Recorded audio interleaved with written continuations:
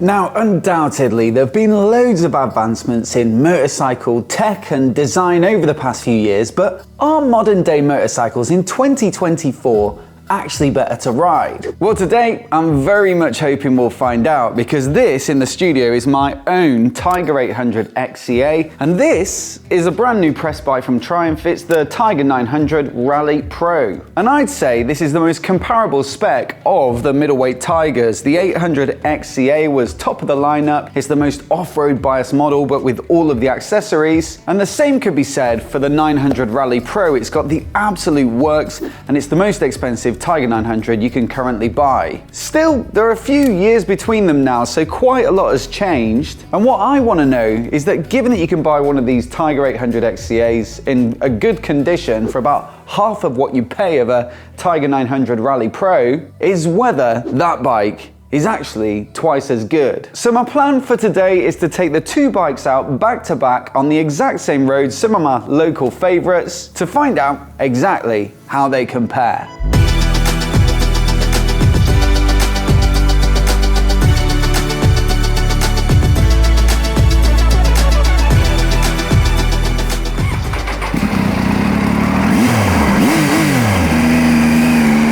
Love that sound, and that is one of the main reasons I think that I bought this bike. It's an unusual combination really to have an inline triple in an adventure bike, but it really does make for a versatile, practical bike that's still quite a lot of fun.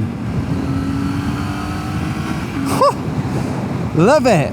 I think it's the smoothness with these regular firing intervals. This is a very typical triple, the same as what you'll find in something like a street triple or a speed triple or an MT-09 or something like that. And those 120-degree intervals between each of the pins on the crank mean that you get this very silky smooth feel that's just lovely for day-to-day getting about, cruising on the motorway, putting in the big miles. And yeah, that's one of the big reasons why I really like this bike.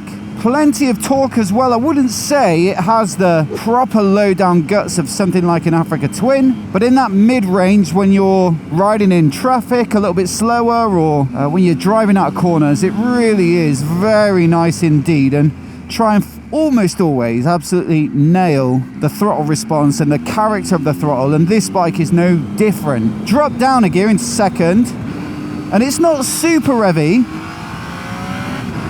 but it's still got a bit of that cheeky street triple-y nature that means that although the chassis isn't necessarily built for carving through corners, you can still have a bit of a good time on a twisty road. All the while, every time you shift down and give it a little blip, it's just such a nice sound. I've got a Scorpion slip-on on this bike and it sounds brilliant.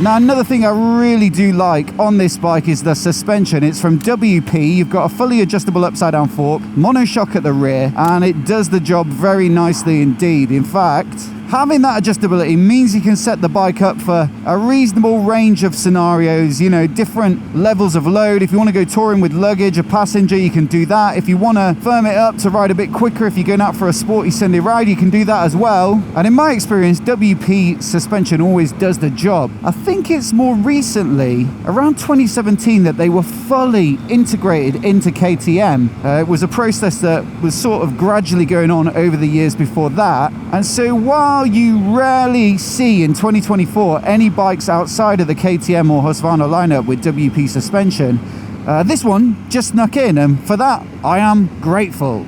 Now, I've had a few nice press bikes recently, a couple of adventure bikes, and I haven't really been riding this bike all that much. But one thing I always remember when I get back on it is just how slim adventure bikes have become at the front end in a pursuit of, I think, a bit of that Dakar rally bike aesthetic, which I totally get. This bike doesn't look as sleek as something that's on the market now, for example. But the flip side of that is that you really do feel that bit more cocooned on this bike. You can see the windscreen flares out of the edge edges, you've got some deflectors, and the handguards are nice and big as well. They're not super robust for like hardcore off-roading. You probably want some bark busters or something like that. But in terms of keeping the wind chill off your knuckles on the motorway, they do the job really very nicely. And that's predominantly what I bought this bike for, was doing a bit more of the motorway miles, because I had a Bonneville and a Trident 660 both at the same time before I bought this, and I found I was doing so much motorway work, going to press events and stuff like that, that actually something like this, cruise control, heated seats, heated grips, a big windscreen, a comfy riding position, nice big pegs, lots of luggage options. It came with 3-piece aluminium luggage. You know, that is the bike that absolutely fits the bill for that sort of riding. And I chopped both of the other bikes in order to get this, and I don't think I've really ever looked back.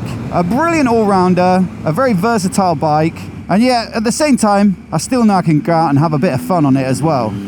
On top of that, I'm lucky enough to have a fresh set of tyres on the bike, courtesy of our channel sponsors at METZELER, so a huge thanks to them for hooking me up and for supporting the channel by sponsoring this video. The Tiger 800 XCA runs on a 21-inch front and a 17 at the rear, so it's got plenty of off-road capability, but I've decided to go for that excellent Tourances Next 2 as I'm riding this bike almost entirely on tarmac. What I love about these tyres is that they grip well under cornering and braking, they're solid in the wet, and they're super quiet and smooth, which is great for long stints on the motorway. And yet they make them in adventure bike friendly sizes, so you can still enjoy a bike like this to its full potential, even if you are mainly riding on the road. At the same time, these tyres will happily do some very light off-roading and dry gravel if you need them to, and so they're the perfect versatile pairing for an all-rounder like my bike. So do check out the link down in the description below to find out more about them, along with the rest of the METZELER lineup, which covers all styles of bikes beyond adventure. Anyway, it's time to swap over onto the Tiger 900 Rally Pro to find out how it compares. Almost certainly the first thing you're going to notice when you jump on this bike versus the Tiger 800 is the difference in engine character, because they've moved to this T-plane crank in their inline triples in their adventure bikes. So whereas the previous engine has those even 120-degree intervals between each cylinder, this has the crank pins arranged in a T shape. Of course, that gives it the name, and yeah, it gives you a totally different feel. Instead of cylinders firing at these regular intervals that are like dut dut dut dut dut, the T-plane goes more like dut dut dut dut dut dut. So one cylinder further apart, two closer together, and naturally that's going to give you something that feels a little bit more like a twin. Now it does the job because I think the idea was to increase the sensation of torque in the low revs, especially handy if you're off-roading, and of course it's going to feel more like something like an Africa Twin with that parallel twin, or a KTM 890 Adventure, those sorts of bikes that are really popular and well known for their off-road abilities. Now I've ridden this bike plenty off-road. I rode it on the launch in Morocco, also the Tiger 1200 which got that update a few years later. That's good off-road as well, and it definitely feels less stallable in the low revs. I've noticed when I go back to my Tiger 800 sometimes, just pulling away in first or second gear, I do occasionally stall it, and it does kind of hit home then that it doesn't have that feeling of guts really low in the revs. Now naturally the trade-off is going to be smoothness. One of the things I really like about that bike is the really silky smooth engine in that comfy adventure bike chassis, and it makes for a great road biased tourer, even if it doesn't mean it's fantastic off-road. And yeah, with this one it's gone a little more off-road biased, but you trade off that smoothness on the motorway. Of course it's going to vibe more, and they've made changes to the Tiger 1200 recently, like rubber mounting the handlebars to try and dampen the vibe somewhat, but ultimately, you know, there's no way around it that this configuration is always going to vibe more than a typical, regular, evenly spaced triple. I'm a little bit undecided on this one. I think like anything in life, you know, there's balance and trade-off, and if you make it better in one regard, it's always going to be worse in another regard. And so yeah, there are some benefits. It sounds fantastic as well. There's nothing really that sounds quite like it. It really is like half a triple, half a 270-degree twin.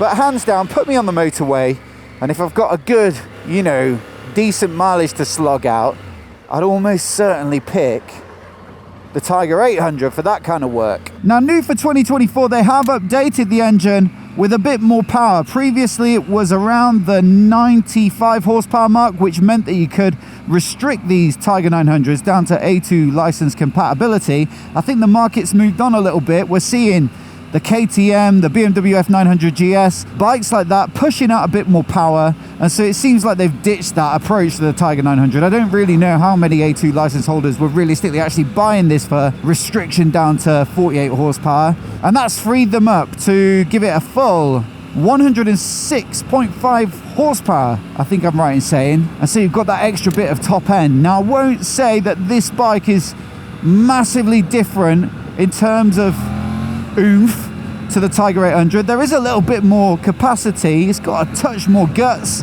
Definitely, if you really wind it up, you're going to feel that extra power at the top, but it's not, you know, absolutely night and day. The only thing I will say though is that if you are touring, two up, luggage, occasionally that extra 10 horsepower right at the top, if you're really wanting to get a quick overtake on and you're fully loaded up, you know, you might be glad it's there. Now, the other thing that really is a massive change from the Tiger 800 is the braking. That bike's got 2-piston Brembos. They're really quite modest, and I think that's by design because it's one of the more off-road biased models in the lineup, and so they've given it a braking setup which isn't too abrupt. It's quite gentle, quite soft, and that means if you are riding it off-road on looser surfaces, it's not going to grab quite so quickly, and you'll see that with quite a lot of off-road biased adventure bikes, stuff like the Tenere 700.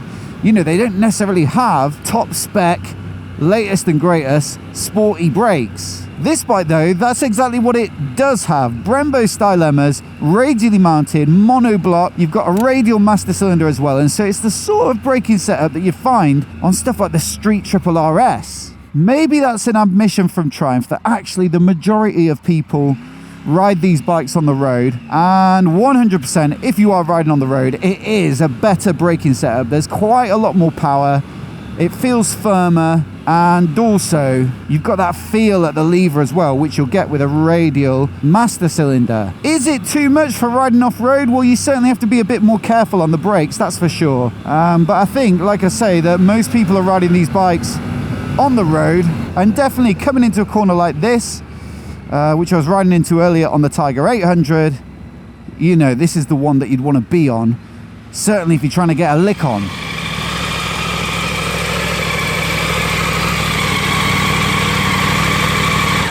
Thing is though, perhaps beyond some of this riding stuff, after owning the Tiger 800 for a few years now, it's some of the more practical tweaks they've made that I find more appealing. Number one would be the tubeless spoked rims. You don't have to compromise on looks and off-road ability. Yet for me, the idea of fixing a puncture out by the side of the road with a quick plug rather than having to change an inner tube is much more likely. Then you've got the bolt-on subframe as well. The idea with this is that if you damage it when you're off-roading, you can just swap out the subframe rather than having to write the whole bike off or swap the whole frame, which of course is way more expensive. And also, it's not just off-roading, because if you do ride the bike with luggage, then the hard cases really do stick out at the sides, and if it goes over, it's probably gonna land on those, and therefore there is a chance you could bend the subframe that way as well. Another thing is making tweaks to the rear shock when I'm putting panniers and the top box on, or if I'm riding with a passenger, versus wanting to go out solo. You know, you have to dig out the tools to make preload changes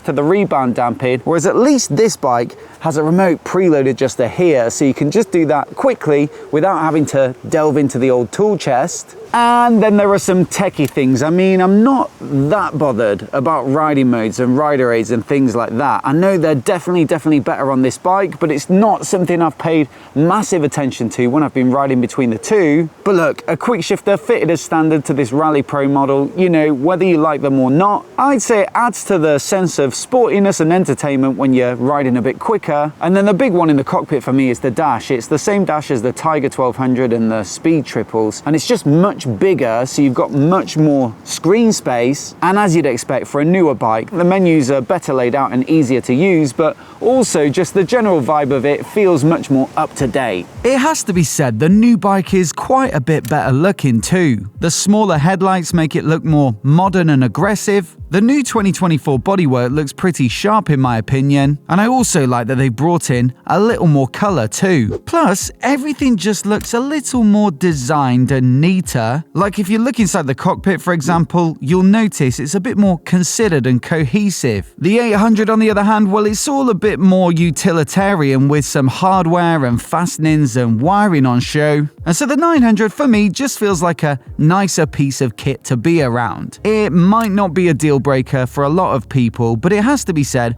owning a bike you really like the look of does at least count for something.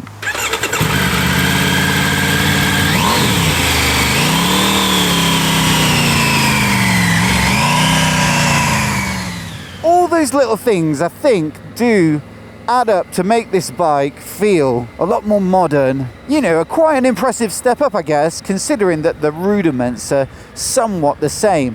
I will say, that my Tiger 800 is still an excellent motorcycle, and if you're on a budget looking for a great all-rounder, it is still a great bike to look at, and it's served me exceptionally well for the past few years as a proper workhorse for, you know, YouTubing, getting about. With this one though, the extra power, the extra braking, the slightly upgraded tech with that much bigger screen, the better looks, those practical things we talked about, the bolt-on subframe, the tubeless rims. I don't know, until I decided to make this video, I don't think I quite appreciated how all those things would combine for something that is quite a lot better actually. I think I was expecting the big difference to be a lot of the tech and riding modes and ride arrays and connectivity and stuff like that. Of course, all that stuff's moved on massively over the past few years, but with this bike I really do appreciate there are some fundamental mechanical changes, and I think they're massively for the better. But as always, I'd love to know which bike you'd pick, so do let us know